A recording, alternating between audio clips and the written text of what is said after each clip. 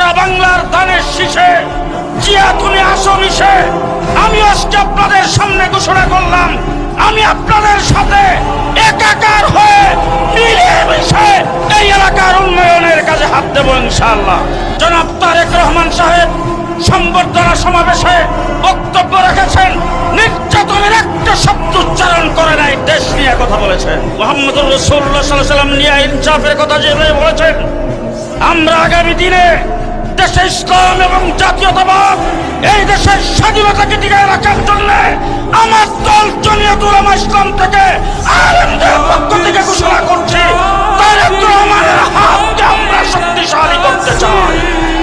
ব্রাহ্মণবাড়িয়া সদর এবং বিজয়নগর, আর আমি তার পাশে শেষ কথা আপনাদেরকে বলে যাচ্ছি, আমি এমপি হওয়ার পরে শ্যামল ভাই থাকবে আমার পাশে, আমি থাকবো শ্যামল ভাইয়ের অধীনস্থ।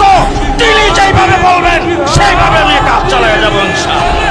খেজুর গাছ মানে ধানের শীষের প্রার্থী, আমাদের খেজুর গাছ মার্কায় আপনারা সেভাবে কাজ করবেন, এটি আপনাদের কাছে আমাদের প্রত্যাশা। মাননীয় ভারপ্রাপ্ত চেয়ারম্যান জনাব